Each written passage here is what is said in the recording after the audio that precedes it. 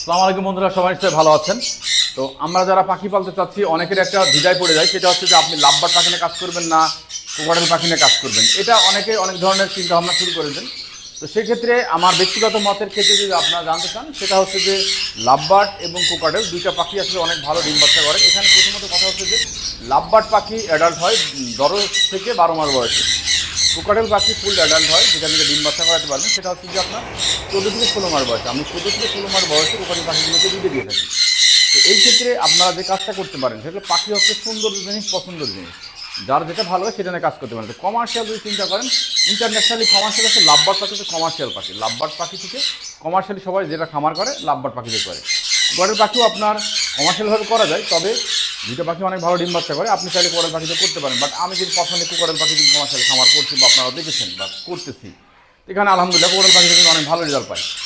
তো আমি lovebird, cockatiel এবং সানকুন, আমি 3 রকম পাখি পালি। আসলে এখানে জন্য ভালো লাগার ব্যাপার, কারণ হচ্ছে আমি প্রথম পর্যায়ে থেকে কোকাটেল পাখিতে শুরু করছিলাম, পরবর্তীতে আমি লাভবার্ড পাখি হয়ে গেছি।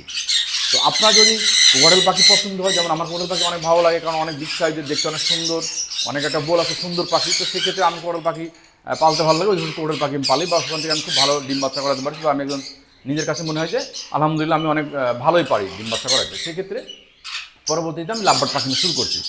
যদি আপনার লাভবার্ড পাখি শুরু করতে চান, তাহলে লাভবার্ড পাখি নিয়ে শুরু করতে পারেন, কারণ লাভবার্ড পাখি ভালো ডিম বাচ্চা করে।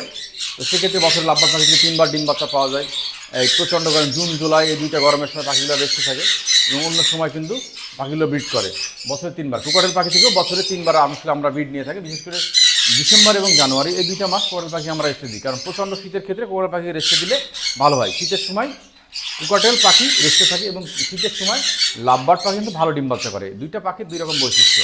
আর আপনি যদি দুইটা নিয়ে কাজ করেন, তাহলে সব দিনে আপনি কোকাটেল পাখি থেকে, লাভবার্ড পাখি থেকে বাচ্চা পাবেন, কারণ তাহলে আপনার সবসময় ভালো, কারণ আপনি সেল করতে পারবেন, বা আপনার 2 ধরনের বাচ্চা থাকবে, আপনার খামার পরিচালনা করতে অনেক ভালো লাগবে। কারণ আসলে যখন বিপিনে থাকে তখন খামার পরিচালনা করতে ভালো লাগে না।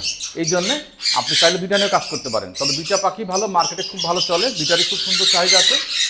যারা স্টুডেন্ট আছেন, পড়াশোনার পাশাপাশি আপনার 2-5 পেয়ার পাখিতে শুরু করতে পারেন। যারা এটা নিয়ে কাজ করতে চান, তাদেরকে বলবো মিনিমাম 5 পেয়ার পাখিতে শুরু করবেন, তাহলে আপনি এই সেক্টরটা নিয়ে কাজ করতে পারবেন বা ভালো লাগবে। সব পাখি আসলে একবার সহজে ডিম বাচ্চা করে না। সেক্ষেত্রে আপনি 5 পেয়ার দিয়ে শুরু করলে আপনি ধীরে ধীরে আগামীতে সামনের দিকে এগোতে পারবেন। সবাই ভালো থাকবেন, তবে শুভকামনা। আসসালামু আলাইকুম।